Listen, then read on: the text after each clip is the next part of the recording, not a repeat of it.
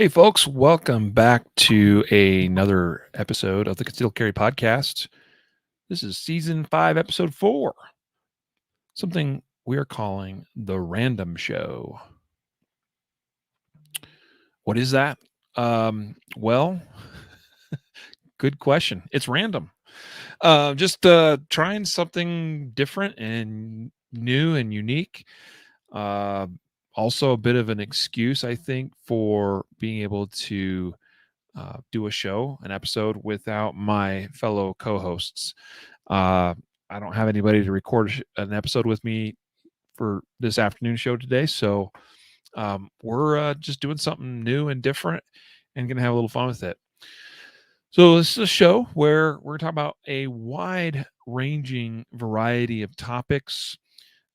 We'll get into maybe stuff that's not necessarily within the scope of the Concealed Carry podcast, although we'll tend to be focused on the self-defense and firearm space. But anything's on the table.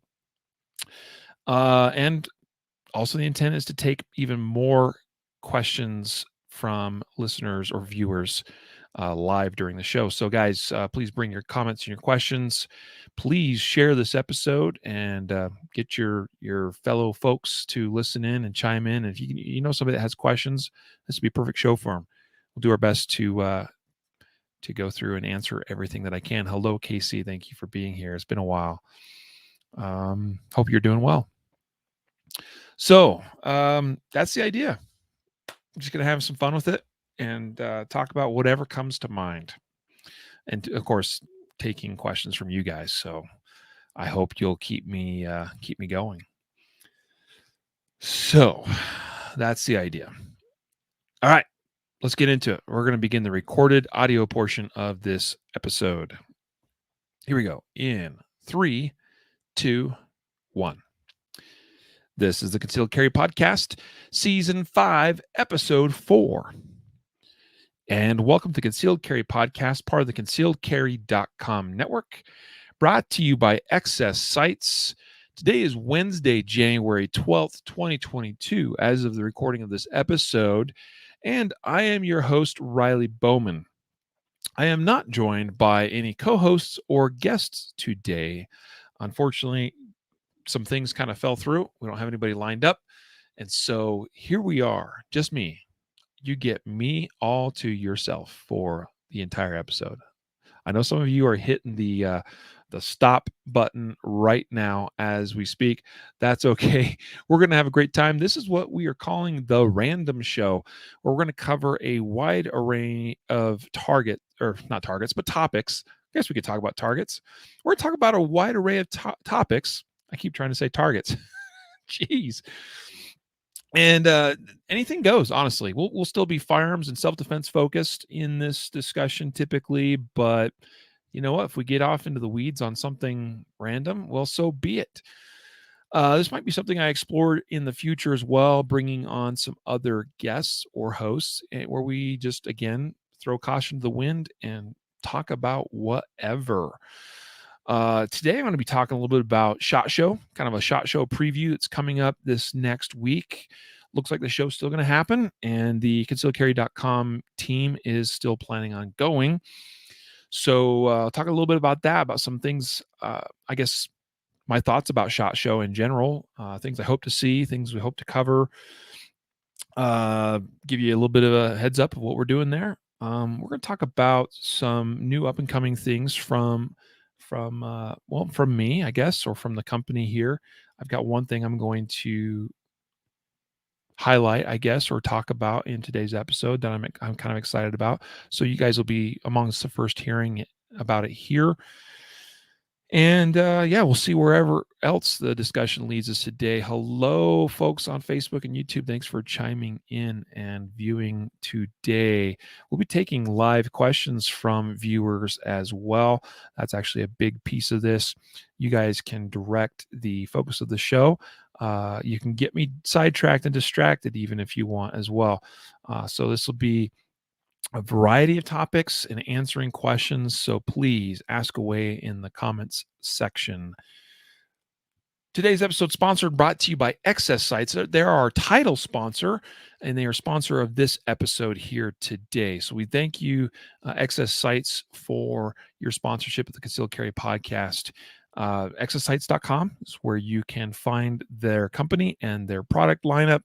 A wide array of products available at ExcessSites.com. In fact, kind of random, something we wouldn't necessarily normally talk about on the Concealed Carry podcast, but Exercise actually just recently released a new product. I'm actually pulling up the press release right now, as soon as I find it here. But it is a kind of something that surprised me. Even I didn't hear about this coming. I didn't hear about it being a thing, but it's a new armorer's block for AR platforms. What's kind of cool and unique about this product is, when you're working on an AR style weapon or gun, you got your lower receiver and your upper receiver. This is intended to be an armor's block that's not only compatible for AR-15s, but also AR-10 and AR-10 derivatives all in one product. So if you like to work on both AR-15 and AR-10 rifles, then this may be the product for you. It's made out of 6061 T6 aluminum. It's versatile, durable, and reliable, as it says according to the press release here. But it comes with pins to lock in the receiver for both, again, AR-15s and AR-10 style guns. They also offer a 3D printed adapter plate for purchase. So pretty cool. Kind of a random thing, I think, from Excess Sites, but I like seeing it. It's a retail price of $83, which I think is very reasonable for a serious tinkerer of the AR style gun. So, guys, check out the new armor's block from Excess Sites, ExcessSites.com. Of course, you guys know that I love them for their awesome sights, period. Especially the F8 night sights. The R3Ds are awesome too. In fact, they also recently released new R3D night sights for the CZP-10 line of guns, the optics ready version that is, and the Glock 43, 43X, and 48 MOS pistols. So cool new products from Excess Sites. They're a sponsor today. Appreciate your support of our sponsors. Also today, I'm actually just going to suggest that you head on over to our YouTube channel and subscribe. Make sure you're subscribed to our YouTube channel.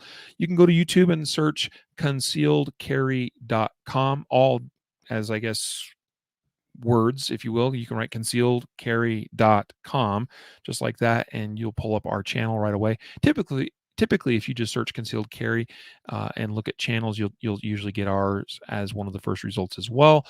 And for those of you that were referring to the show notes of the episode, there's a direct link that'll take you right to our YouTube channel and get subscribed. And why is that relevant? Well, we typically do our best to provide up-to-date coverage of SHOT Show while we are there and in the immediate weeks following the show.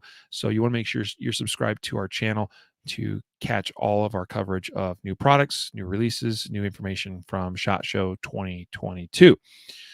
So, as was mentioned, this is kind of a experimental new show format, and it is just me today. Although, again, in the future, I intend to have on other guests or hosts as well, and where we kind of do something similar. And so today we're just talking about whatever floats our boat, whatever comes to mind. I do have a couple of topics lined up, and then we are totally opened up for any questions that live viewers would like to submit. Guys, hit me in the comment section. I will watch for your questions. And as long as they're not like totally off the wall, I will probably answer them. First thing today that I want to talk about is a SHOT Show preview. So next week, we'll be headed to SHOT Show 2022. It's been speculated for quite some time that the show is not going to happen. But at this point, it looks like we are going forward full speed ahead. SHOT Show begins on the typical day format of Tuesday is the official start of SHOT Show itself. It runs through Friday. We are going to be there actually, though, only Tuesday through Thursday this year.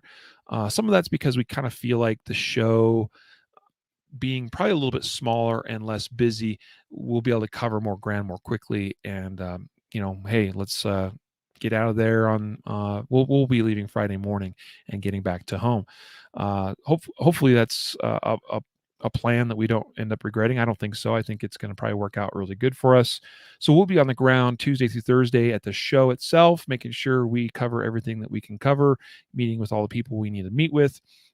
Monday is the day before the show, which is also known as Industry Day at the Range. That is the fun day. That's a day where we go to the shooting range and actually get hands-on in terms of live fire with a lot of the firearms focused products. And I'm looking forward to that. I'm hoping there's a good representation from vendors at that, including some of the more recent product releases. I actually don't recall if Smith & Wesson's been there in the past. It's been so long. I think so. But I hope Smith & Wesson's at Industry Day at the Range with their new CSX pistol. And the pistol's chambered in the new Federal 30 Super Carry cartridge, because I'd like to get my hands on that, and that'll be the soonest, easiest way I can get my hands on with those new products recently announced from Smith & Wesson. I hope that, again, Federal will have some 30 Super Carry there able to be shot. I don't know. I haven't heard one way or another if that's the case, but I hope so we can get hands on and try this stuff out for ourselves. If not, we'll have to just do our best to get in touch with Smith & Wesson and get those in our hands for a longer term review / T&E. So that's the first thing is we'll be there for industry day at the range. We'll see what we can see there. I know there's going to be a few vendors that aren't there because they've already made it clear that they're not going to be there.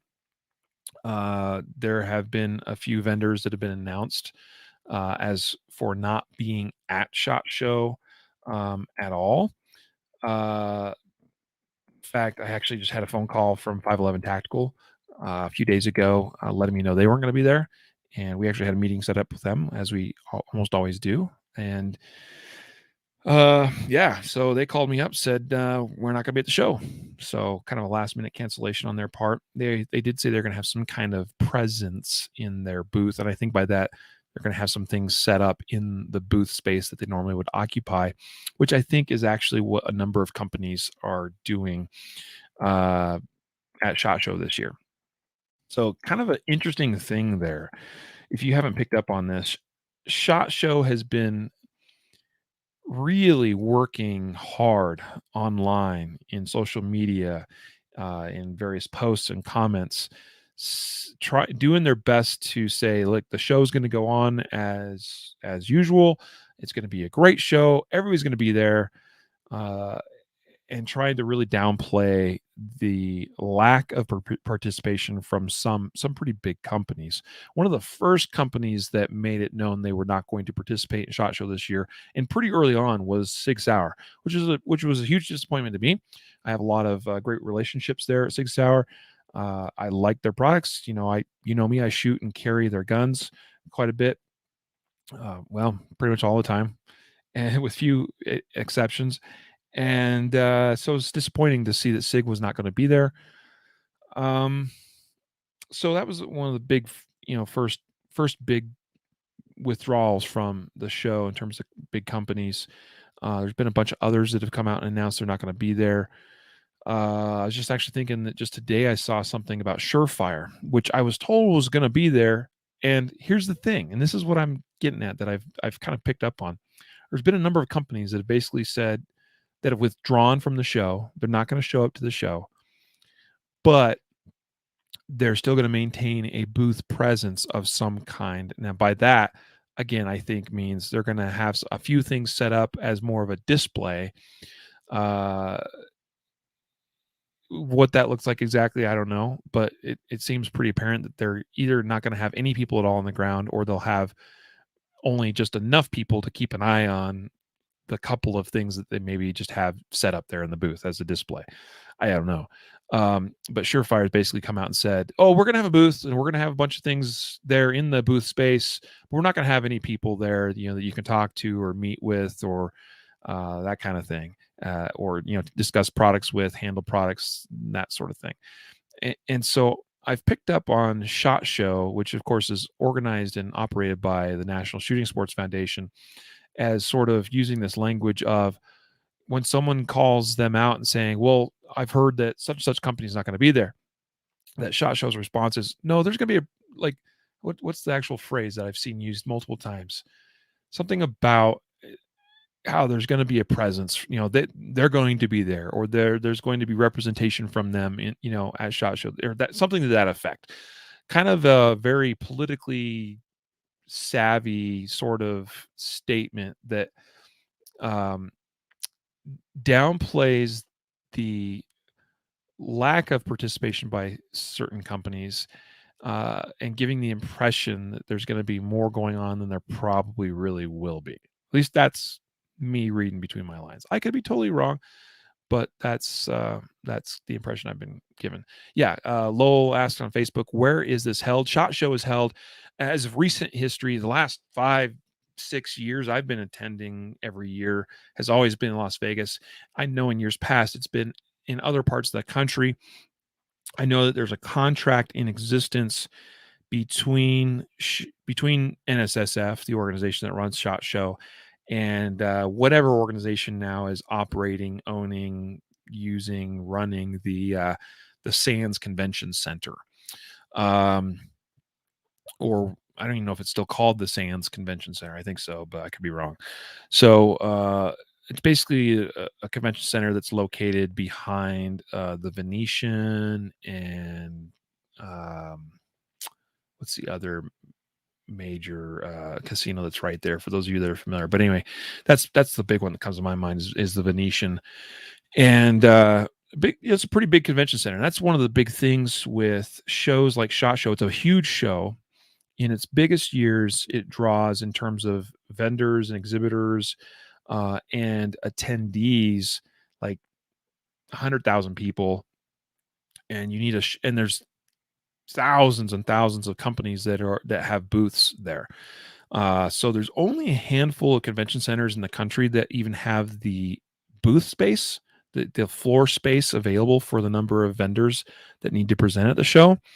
And then, of course, you got to be able to accommodate all the people that will be attending in terms of hotels and other infrastructure. And so Las Vegas has been the obvious choice for the last number of years. And again, they have a contract there, I think through 2025 or 2027. It's a good number of years still to come that there's a contract in place. So we anticipate SHOT Show being held there in Las Vegas for the foreseeable future. Vegas has been shut down in a big way with respects to conventions. And of course, we have this whole Omicron business going on, which is, I don't know. I don't know why we're so concerned about Omicron, because all of the data I've seen most recently suggests it's quite mild compared. I mean, very contagious, yes, but quite mild in its symptoms, and in terms of the mortality associated with Omicron. So, but yet we're freaking out and shutting stuff down, or mask mandates and all this stuff. And so, unfortunately, the way Las Vegas and Clark County and Nevada has gone the last few years, they've taken a pretty aggressive approach with respect to mandates and whatnot. We anticipate we're going to have to wear masks while at the show, which is not my most favorite thing in the world to do. But I know some people are like withdrawing from the show or not attending the show out of principle of, I'm not going to be forced to wear a mask, so I'm not going to go. It's fine. We're going to go. So my hope would be that it's not heavily enforced, the masks thing. But whatever. I'm going to have a mask and we'll go and we'll do what we can do.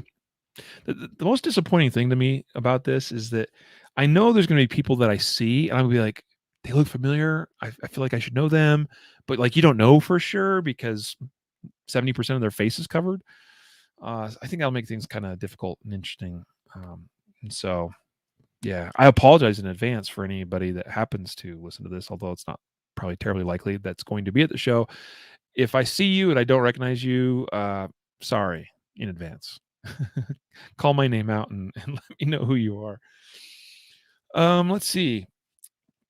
Other shot or thoughts about SHOT Show, and I'm going to get to one of the first questions here from Christy. She's viewing on YouTube here today. So, a couple new guns released or announced. So I look forward to seeing those and hopefully getting hands on some of those. Again, including some offerings from Smith and Wesson. I'd like to check out the 30 Super Carry. I'd like to have a conversation with folks from Federal about that. I am particularly interested in, this is one thing we always look for. And actually, so to this point, this is actually one, I think, potentially positive thing about this year's SHOT Show is that I always tend to kind of make my way through the smaller vendors section of the show. And that's one thing about this year's show is that they are expanding in a big way into what they're calling the Caesars Forum.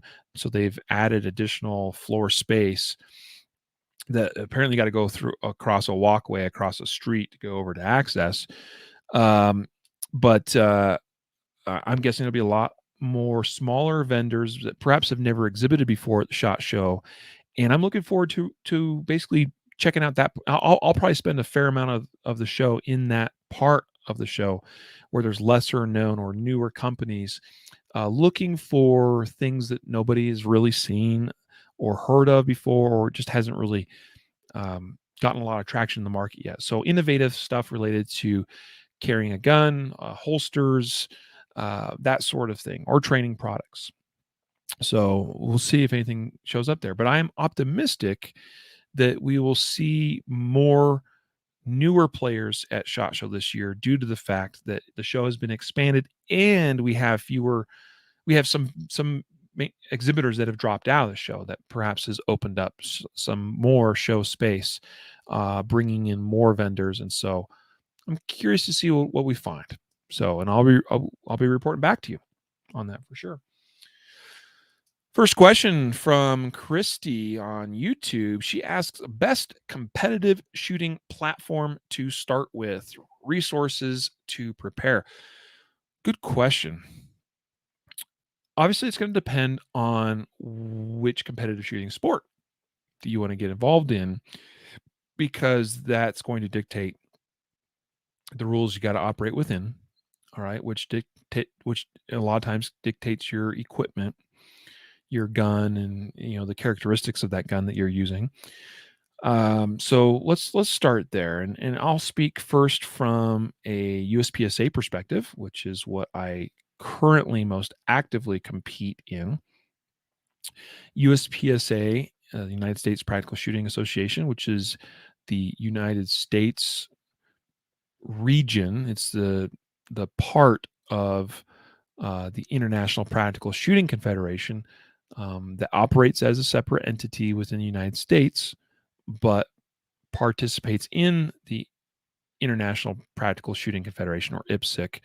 That, and this is how the IPSC is broken up throughout the world. It's broken up into several regions. I don't remember what all the regions are, but basically every part of the world's covered by a region of IPSC. And for the United States of America, we have our own region, which is referred to as United States Practical Shooting Association, USPSA. It is primarily a pistol shooting sport, although it is not only pistol shooting, as there is a division called PCC, so pistol caliber carbine. And going back to the very beginning of IPSC, okay, and which, by the way, IPSC, or again IPSC, was founded originally as a standalone organization.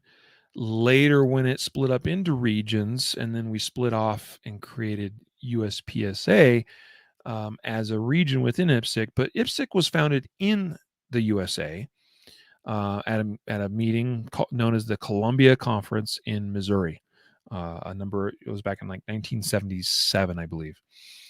Go back to the very founding documents of IPSC, including statements made by some of the founding members, including Jeff Cooper.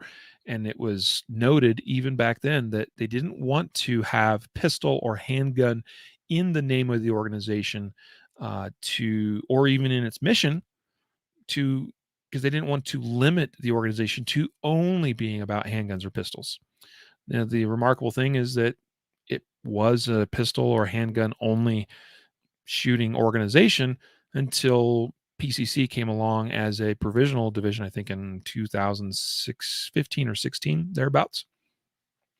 And so now we have rifles, okay, or pistol caliber carbines involved in USPSA. So that's kind of its own animal, right? But in general, USPSA is a pistol shooting sport. And so within USPSA, you have different divisions that people compete within. So without going way into the weeds on what all the different divisions are and the various specifics associated with those divisions, just know that there's pretty much a division for just about any handgun that you might consider shooting in USPSA.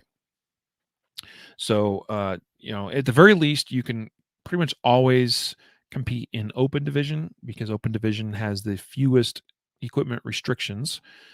So at the very least, you can show up to a match, and chances are, whatever handgun you brought with you, you can run an open division if you have nothing else that gun fits in divisionally. So currently, USPSA has, I think it's 7 divisions: open division, limited division, carry optics, production division, single stack division, limited 10 division, which is basically just like limited, but with 10 round capacity maximum, which was a division that was founded back in the old assault weapons and magazine restriction ban back in the mid 90s to mid 2000s. And then revolver division. Oh, and then PCC. So actually, maybe there's 8 divisions. So, in terms of best competitive shooting platform, kind of like what you want to shoot. So I would say for someone that's getting started, because you do say to start with, I think something that is more of a production type gun is probably a pretty good place to start. And by that we mean a common model of gun that you can pretty much just go buy off the shelf at any gun shop or store. That's actually kind of where production division got started. Was intended as a division that was just regular kind of duty grade guns. You're talking your Glock 17s and Sig P320s and 226s, 229s. Although you don't see many of the classic series SIGs in production division, a few, but not that many, sadly, I think. But just common standard production style pistols. That's kind of how production division got started. But production division doesn't allow optics. It's only iron sights. So back in, again, 2015 or 2016, a provisional division was founded known as Carry Optics, which was intended to be production division style guns, but with a slide mounted optic on them. Limited division is more of a high-end custom 2011 style pistol, or like your fancier custom worked on CZs and the like. But 2011s tend to be the dominant gun in limited division. That would be true of limited 10 as well. Open division, again, dominated by 2011 style guns, but with all the bells and whistles, compensators and frame mounted optics instead of slide mounted optics and things of that nature. Massive mag wells, 27 round magazines, and things of that nature. So again, just kind of depends on where you want to play, but a good place to get started is either in production or carry optics division. If you're going to make a choice based on that's not necessarily limited on what you already have. I mean, chances are you already have a gun that will fit in one of those divisions. But again, some people might have like I don't know, they might carry a pistol that's a compensated pistol of some sort. That, I mean, as soon as you have a compensator of any kind, you're gonna at a minimum end up in open division. Or if you have a magwell of any kind, you're gonna end up in limited 10 or open division, depending on whether you have iron sights or an optical sight of some kind. So yeah, sorry, I can go into the weeds on this, but probably a carry optics or production gun, depending on whether you want to shoot an optic or iron sights. So the common choices, popular choices in those would be, and they're typically going to be striker fired, although some are hammer fired, but many of them are striker fired. Examples are the Sig P320, particularly the X5 Legion is, I think, probably the dominant gun in like carry optics in particular right now. You've got things like Glocks are still pretty popular. Glock 34, 17. You don't typically see a lot of 19s, although occasionally you do. Let's see. You see a fair number of CZs, typically of like either the Shadow or Shadow 2 variant, or even some more classic CZ75Bs, PO1s, or excuse me, SPO1s, that sort of thing. And those certainly, and I would say actually in the production division, if you're talking iron sights, I would say we see quite a few of the CZs as well as Tanfoglios. So a DASA gun. That's a pretty popular choice in production division. Still fairly popular in carry optics, but we tend to see a few more of like the P320 X5 Legions, some Glocks, and things of that nature. Also, the CZ-P10F, the full-size model of the P10, is somewhat popular in carry optics in particular. Pretty much any of the guns that have made it very easy to put optics on them have become pretty popular choices for carry optics. So let's see. Resources to prepare. So here's what I would say. I mean, there's some competitive shooting books you can go check out. There's some YouTube videos, some things you can go watch online that talks about, how the different competitive sports work and the gear that's required and the rules and all that kind of stuff. Honestly, I would just pick a match, um, take your gun, have a decent holster for it. Okay, it's nothing that's soft-sided or collapsible. Just like a Kydex or polymer holster of some kind. Have a couple mag pouches and go to a match and let them know when you show up, or contact the match director in advance. Let them know you're coming. Let them know you're new. They'll typically, a lot of the clubs will have you go through like a new competitive shooter orientation meeting of some kind. Then typically like a half hour long, or maybe an hour at the max. And they'll go over things for you in that meeting. Safety from that's like the number one thing, making sure you understand safety and some of the basic safety protocols of how the match is shot and operated, and what you need to know and understand as a shooter. They'll go over some of the divisions and equipment and that kind of thing a little bit. But just pick a match and show up and go and shoot. And people generally are pretty nice and helpful. Obviously, there's exceptions to that, but in my experience, more often than not, competitive shooters are willing to help others get started and get involved in the sport. And so, just show up with a gun, some mags, some ammo, quality holster, and some mag pouches, and a belt to mount everything to, and you're probably you're gonna figure it out, and you're gonna have a great time in the process. Be willing to ask questions, but ask questions at appropriate times. So when someone's getting ready to get, when it's about their time or their turn to get up and shoot, that's the wrong time to ask questions, right? So some basic etiquette stuff there, but make friends with somebody and ask questions. Ask questions about the gear, ask questions about the divisions, the rules, et cetera, et cetera. And you don't have to understand and figure everything out right away. So you don't want to like overwhelm anybody with a gazillion questions. You'll figure it out, but just get started. That's honestly the hardest part about competitive shooting, is just getting started, I think, for most people. And so just take a leap of faith and jump in and get started. Now, I spoke mostly to USPSA shooting, but I'd say a lot is true of IDPA. IDPA has some similar type divisions, again, with some various equipment restrictions and rules as far as like what gun runs in what divisions and that kind of thing. The one downside about IDPA is they don't have like an open division. So it is possible you could show up with a gun that doesn't fit into any of the divisions. But I do believe that IDPA has a provision to let somebody, that's just for their first match or two, to, as long as they have safe equipment that they can run sort of like whatever they've brung, just to get them started. And then, of course, we can get them pointed in the right direction as far as changes and modifications that can be made to to to better fit into a proper division in the future. Other options: three gun. Three guns, another popular option. It's more complex, obviously, because we got more stuff to deal with, more equipment, more expense involved.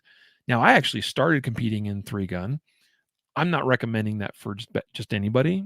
I was actually encouraged to not start in three gun first, but to do something like USPSA or Steel Challenge.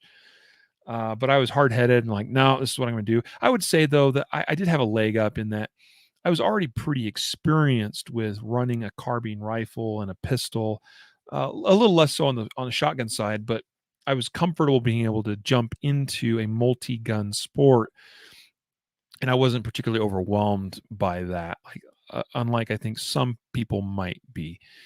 Um, but that's what I did. And a three gun again has here's the challenge with three gun. IDPA and USPSA are nationally they're national level organizations. So they operate matches all throughout the United States and throughout the world. IDPA actually is a worldwide organization, in case folks didn't know that, but it is based and was founded here in the United States. Um, Three Gun doesn't have a nationwide organization that is really functional. USPSA actually has a multi-gun, or I guess you could say three gun, but they refer to it as multi-gun. Um, uh, Not so much division, but what do you call that? I don't know. It's USPSA has a division, not division. That's the word. They have multi-gun within USPSA, but I don't know of many clubs. So, and by when we say club, we're talking about like a local range with a local organization that a lot of times is separate from the range.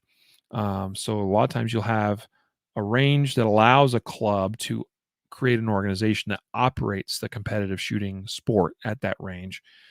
Um, and the club is just that local organization.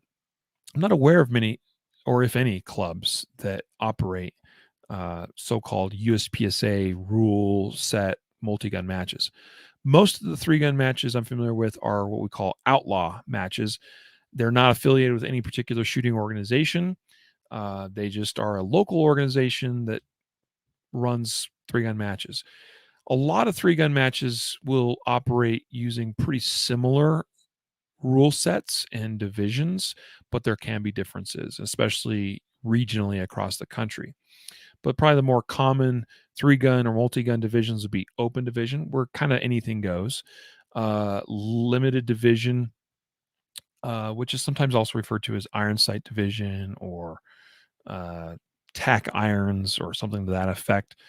And that basically just means like you don't have a magnifying scope or anything like that.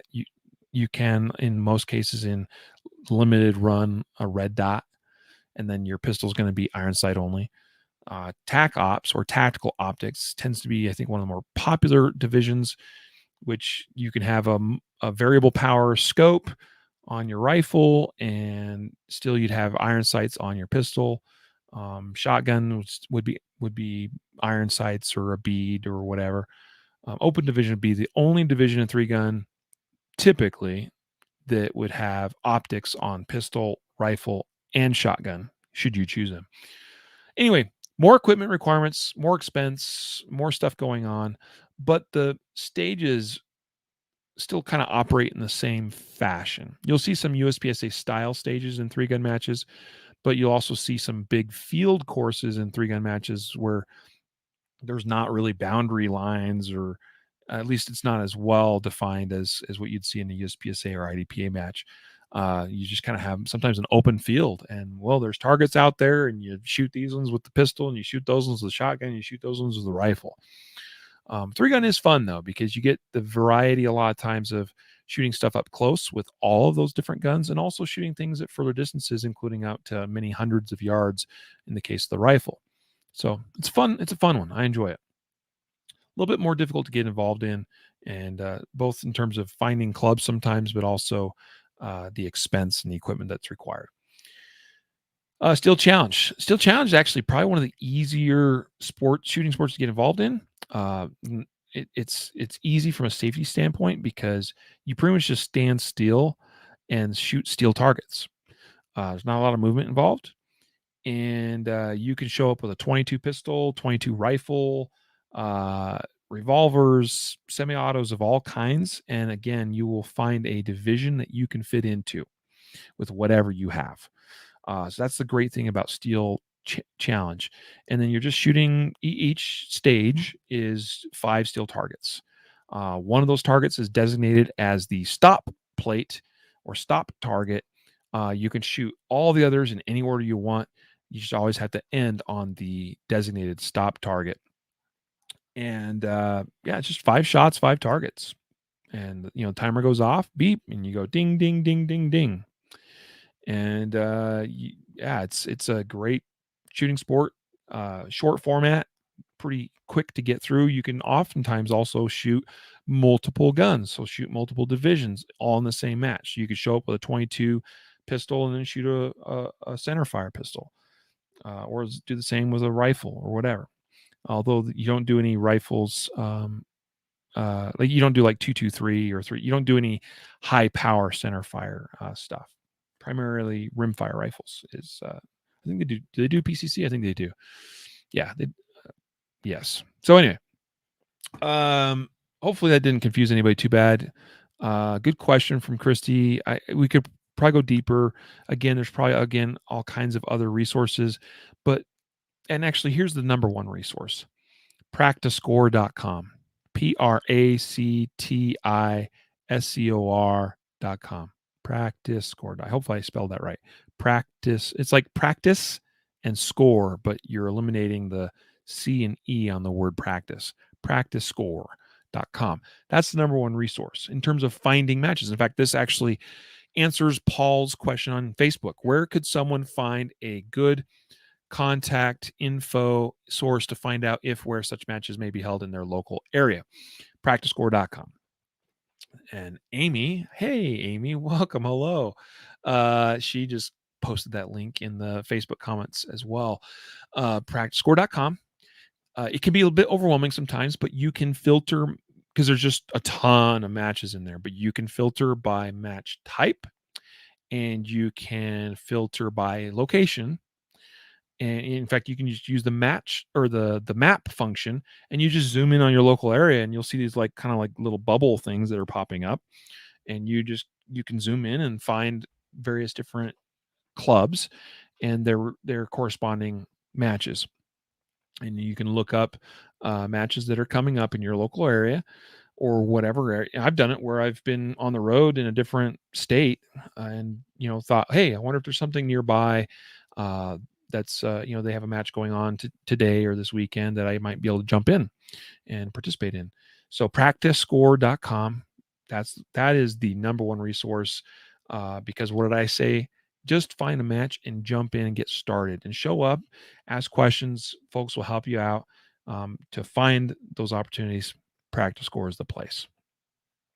Good stuff, guys. All right, hit me up with other questions. Been going now for a little bit. Other random things to talk about.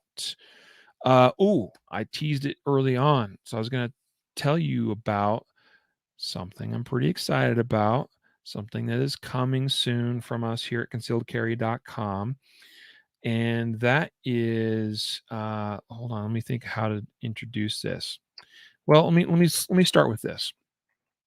We have, for a time as a company, talked about creating our own custom target as for our use, for our business use, that sort of thing. And so that day is upon us, actually. I am super excited to announce, and I'm going to preview for those of you that are viewing live, that we have a new target coming. And by coming, it's coming. Like, actually just shipped today, and it'll be arriving in our warehouse here shortly. So this is what I'm calling the CCI-PIQ target, the CCI-PIQ target. It's the Concealed Carry Inc., which is our business name. target, but is designed with some specific requirements. Granted, this is a bit of a selfish project in a way of mine, but many of you are familiar with my pistol intelligence curriculum that I developed and launched last year and have been teaching. And in fact, I'm taking on the road to San Antonio later this month, January 29th and 30th, I believe it is. The dates, there's still seats available in that class, by the way. And February, beginning part of February, 5th and 4th and 5th, 5th and 6th, thereabouts. I think it's 4th and 5th in Huntsville, Alabama. That class is totally full. And I got a class in Youngstown, Ohio, in the early part of March. Bunch of seats still available in that class. I hope to see that one. See a few more signups come in for that one. But anyway, been taking my pistol intelligence class on the road, and it's actually been a goal of mine this year to get out there, maybe half dozen times or so, and teach classes out on the road in various markets across America. And this target is one target where I can shoot everything we do in that class all on one target. We could do any of the drills, any of the exercises, all of that stuff, the shoot my standards, all on this one target. We can also do pretty much all of the drills and things we do in other concealedcarry.com curriculum courses, which for a few years we've had a curriculum we call the Guardian Pistol curriculum. And we can shoot all the same drills associated with that curriculum on this one target. There's a lot going on the target, but I've, through the use of various grayscale, not colors, but just changing the scale, the grayscale of certain lines and things, and line weight thicknesses and things to highlight various parts of the target more or less.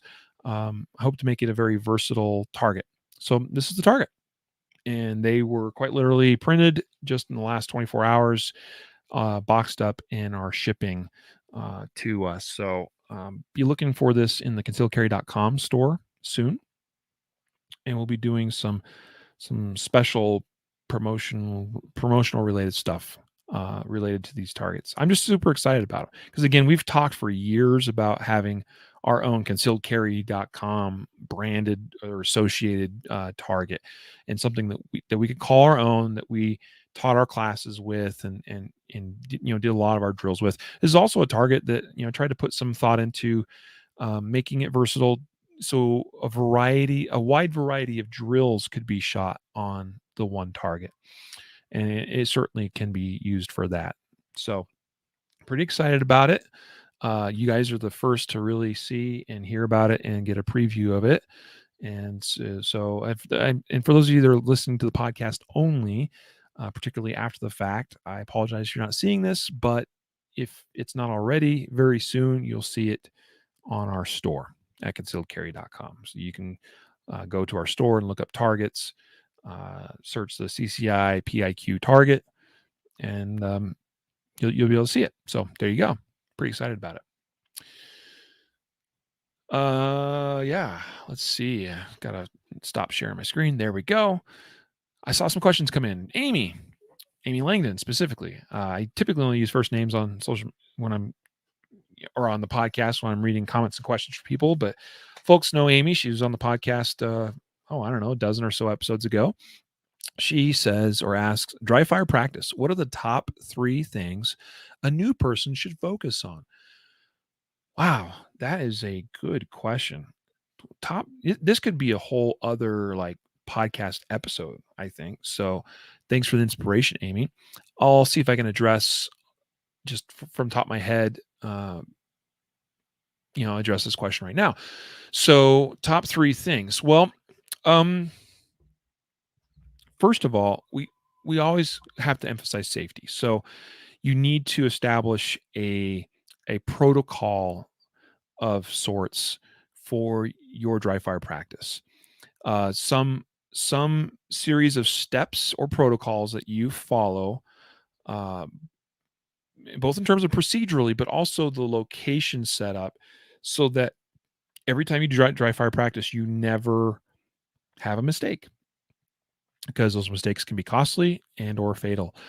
So too many stories out there exist of people doing various things with their guns, a lot of times in dry fire and firing off live rounds accidentally. Uh, and quite often I think this happens, and no one fortunately gets hurt. But too often people do get hurt. So establish a some protocols for how you conduct your dry fire practice, and always abide by that. So there's some best practices obviously that exist. Obviously, the rule of firearms safety need to be in place. Uh, uh, in terms of your location that you dry fire in, you need to have a safe direction, or the best safe direction that you can come up with based on your personal circumstances. You need to have a procedure in place for how you unload or verify unloading of a firearm, assuming you're using a live firearm for your dry fire practice. I would encourage you to look into things like the barrel block from a safety perspective, and using a barrel block so that once that's installed, you can rest assured that it's pretty much impossible while that thing's installed to have a a mistake, an accidental or negligent discharge with the firearm. So things of that nature. So establishing the safety protocols necessary to conduct dry fire practice, so that we ensure that we are not going to have anybody get hurt or injured or property damaged or destroyed in the process. So I would say that's the first thing. Start there. Consider your personal circumstances and your home or apartment or wherever it is that you are, uh, and take into account what you need to do that safely. The second thing, let's see. Second thing would be, start real simple and basic. And one of the great things about dry fire is we can do the things in dry fire that we sometimes or often cannot do at our live fire range. So many ranges are restrictive for things like drawing from a holster, or shooting, faster than a certain, you know, pace or cadence. Regarding the holster thing, dry fire practice is the place to develop and work on drawing skill, drawing from the holster. Okay. Number one, because we do it in dry fire, we can do it safely. So when we're learning drawing, obviously one of the things that is emphasized with drawing a pistol eventually for just about anybody is to get reasonably fast at doing it, fast and efficient. Uh, we can do that in dry fire practice in a manner that it's obviously we've followed the safety protocols, so we can push the envelope a little bit. So we can push ourselves as we are learning. Because if we always just draw at the same mediocre, comfortable pace, we're never growing, we're never getting any better. We're just doing the same thing over and over again. So I believe that one of the big things in dry fire practice is to be pushing ourselves, and we push those things that it's especially appropriate to do in dry fire from a safety perspective. So we push ourselves in dry fire practice, and then in live fire, yeah, we're not going to push the envelope quite that much, especially when you're newer. So work on the draw. That is the absolute lowest hanging fruit. Biggest opportunity in dry fire practice is working on the draw. So that's one of the three things I would focus on. And the other thing I'd focus on is, once we get the draw sorted out, I would really work on, and this is tough to do, and it's tough to do with a newer shooter. And I'm still working on cracking the code on how to teach someone that doesn't have a broad frame of reference on how to really grasp these concepts. And what that is the visual aspect. So a lot of folks tend to, like, for instance, I have a SIRT pistol here, right? This is a popular dry fire training tool. All right. The challenge with this is, it emits a laser beam, and we think, oh, cool, I'm going to get visual feedback of that laser on my target. And that tends to be the primary focus for an individual in their dry fire is seeing where that hits. Because I think a lot of newer shooters' mind, they equate seeing the laser beam hit as being a bullet impact. And that's probably the most wrong way to look at using those types of tools in dry fire practice. There is some value there, uh, but only so far as you're using the laser in the information that the laser gives you as it impacts the wall, the target, whatever, and seeing if how much movement there is in that laser beam. All right. Because if we're seeing a line, a slash, a dash, that kind of thing, or a big old squiggle, that indicates there's some problems, going on with the grip and especially the grip in our dry fire practice. But too many people, I think, get really sucked into watching for that laser impact and thinking, cool, that was a X-ring hit, awesome. Let's do it again. We need to make sure we don't lose focus of other important things like utilizing our sights. Okay. Because in live fire, this is our visual gauge. This is what we really need to be seeing. Now, I'm not saying careful, I'm not saying focused on, because as many of you know that have listened or followed for some time, I shoot my iron sight guns now 95+% of the time target focused. So I'm not focusing on the front sight in the traditional way that it's been taught, but I am visually aware and paying attention to that visual information of my sights in my sight picture on target. That's probably a bit more of I hate to say advanced because I'm not so convinced that it really isn't that advanced of a skill. But again, I'm working on cracking the code on how to communicate and teach that to newer level shooters. But my point here, the third thing to focus on would be make sure you're not losing sight of your sights. Make sure that that's still that is still got to be one of your primary things that you're working on dry fire, just like you do in live fire, is paying attention to your sight picture at all times. All right. Don't make it a habit to watch for laser beams or to disregard the sights entirely. Okay. So that would be my three things. Safety protocols, draw, work on that. That's the number one lowest hanging fruit opportunity that exists in dry fire. And then making sure that we are holding ourselves accountable to our sight picture in dry fire. Super, super important. What are your thoughts about red dots on micro pistols, Hellcat or P365 for concealed carry? I just see Facebook user because this is someone obviously watching in our Guardian Nation members group, which due to the nature of Facebook and how it works with our software, if you're watching within the group, we can't see your name when you comment. I could log into that group and see it, but it ends up tying up my computer sometimes when I do that. So, good question, Facebook user.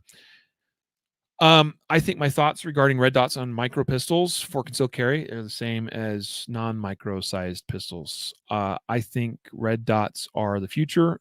I think the future is pretty much now, and I think they're a great idea for those that choose to use them. If you think, uh, here's the thing, my shooting life, if you will, was almost immediately enhanced when I started transitioning to using red dots. I instantly enjoyed shooting more. I saw some performance increases for me personally. And I'm not saying this would be true for everybody, but for me, I think where I was as a shooter when I began transitioning to red dots, I think I was primed for that transition. Uh, Mostly just by consequence, or coincidence even. Uh, I just was ready to make that transition, and I made that transition very, very quickly, and and yeah, they just have enhanced everything about my shooting. Now, the, not to say that iron sights aren't a viable option. I still think iron sights are great. Here's the thing: iron sights or red dot. I, I'm careful to say one is better than another because really what they are is they're both just aiming systems. They're just devices to see and recognize and confirm the orientation and alignment of our gun relative to a target. That's all they are. Okay. They're just different ways of getting the same job done. And too many people get tripped up on like suggesting that certain things do things. Again, I try to be careful not to say better. The red dot's pretty dang powerful in a lot of shooters' hands. I know it was for me. It was life changing for me as a shooter. The cool thing is spending some time on red dots actually enhanced my performance on iron sights as well. Partly because I think there were some things visually I hadn't quite yet figured out with iron sights that the red dot helped me sort of realize and achieve. And by that, becoming a target focused shooter with iron sights has again really enhanced my experience as a shooter and my performance with iron sights. And I enjoy shooting them more. So, red dots helped me kind of get there. I'm not saying that would be the true for everybody, but that's what they did for me. So, the size of the gun, I don't think is really relevant. I mean, there's a point, obviously, if you're looking for super, super deep, ultra tight, concealed, concealment solutions, like you're wearing really form-fitting clothing, tight clothing. Your concealment requirements are much more restrictive than your average day-to-day person. Maybe red dot's not the best choice because there is a slight reduction in or increase in concealment footprint when you have that optic on there. It's not as much as what a lot of people like to make out. I see internet arguments all the time. Well, why would you put that on a why would you put a red dot on a micro-sized gun? You're just making you're defeating its purpose. It's supposed to be small and super concealable. Well, guess what? A P365 with a red dot on it is still way smaller profile than a full-size gun with a red dot on it. Like, what's your point, bro? But the point is there's a time and a place when you need the ultimate in concealment, and maybe that's the time and place you don't have a red dot on a pistol. Okay, but man, I don't carry a P365 XL with red dot on it on me every day. But when I do so because I'm looking for a lower profile concealment solution, and I can make a 365 XL with a red dot on it disappear on my body anytime, any day, anywhere, anyhow. That's a very small footprint for me to conceal. Now, it's not going to be true for everybody. So that's a great option for me. And I can run a 365 with a red dot on it, arguably better than I can with iron sights. Just because I like running a dot. I think I shoot better with a red dot than I do with irons. I have to work. I don't know. Some people will say I'm lazy. I suppose I could probably shoot just as well with iron sights to a point. Once you start extending the distance out, you're going to come a place where the dot's going to really, really shine and outshine iron sights. I think there's some splitting hairs there, but the dot's just easier. And you know what? Less mental bandwidth going on there for me personally means greater performance in a lot of other areas of my shooting. So I'm a big fan of red dots on just about anything. I am. But that's going to be a decision you need to make for yourself as to whether that's the right thing for you and whether it fits with your requirements and your concealment needs. Amy says she loves the cert for helping new people in understanding your sight picture and what you see on your sights versus where you see the laser on the wall. Yeah, it's a valid point. And demonstrating even simple concepts such as offset, mechanical offset, meaning the difference between this plane of where my sights are at and where the bullet is actually traveling. We have things that are sighted in because those planes intersect. So the bullet intersects where my sights are pointing at a certain distance. Okay. But at all other times, those impact points are different. Or our point of aim, point of impact is different, right? That's why I was shooting a drill yesterday at 5 yards, which is not as bad as 3 yards, but doing it with a red dot on my pistol at 5 yards, I have to bias my dot slightly high. I was using 2-inch circles. I have to bias my aiming point. So in other words, my point of aim is biased slightly above center to give me the greatest leeway, in terms of uh, you know, if I'm looking at and putting my dot right on the center of that 2-inch circle at 5 yards, but my round is impacting like a half inch below that, right? I have less what's the word? I have less margin for error, and particularly downward in the gun. So understanding offset is hugely valuable. If you're at 3 yards, you have a way more offset. People will try to shoot small, like a dot torture drill at 3 yards, especially with a red dot, and most of their shots are hitting low, and when they miss, they tend to miss low, and they're like, "What's going on?" It's like, yeah, when I shoot dot torture at 3 yards, I'm putting my dot almost at the top of the circle. So that's a great point. That's a great way of that, and there's other ways too, and probably other things that Amy's touching on there as well. But that's a simple example of one way to use things like a SIRT pistol to help train and understand the concepts of what's our sight picture and where is the laser actually at. Yeah, good stuff there. So we're kind of at the hour mark here, and I appreciate you joining me on this journey for this random show. We've talked about a bunch of different topics and subjects and things, and introduced some things to you. And again, next week we'll be at SHOT Show, which actually brings up a good point. Next week we will not have the podcast because we will be at SHOT Show. So we're going to be taking a week off from the podcast. We'll be back in 2 weeks, so a heads up there. And yeah, I look forward to coming back and sharing some things from SHOT Show with y'all.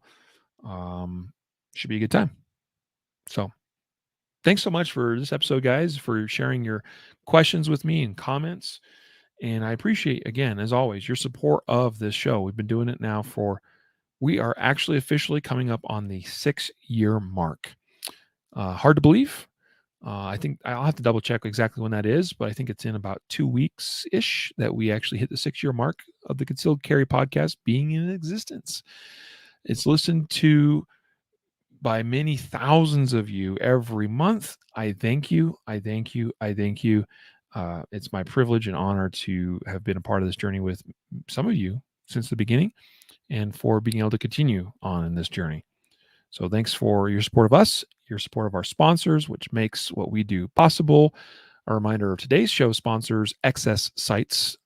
You can find them at xssights.com. And also, I guess, usually, quite often we have 2 sponsors. The second sponsor today is just a reminder, go to our YouTube channel and subscribe. Make sure you're subscribed. Yeah, make sure you're seeing our SHOT Show content. I'd like to say that I'd like to offer more video content besides just the podcast on our YouTube channel. There's some things that we need to figure out as far as how to implement and execute that. Something we've wanted to do for a long time, but it is something that I'd like to think this coming year, and it is a goal of mine that we make use of the YouTube channel even more than we currently do, be above and beyond the podcast being broadcast live on. So stay tuned for that. Make sure you're subscribed to our channel so that you actually catch our YouTube content. And so until next time, a reminder to train right, train often, and train safe so you can fight hard, fight fast, and fight true. Take care.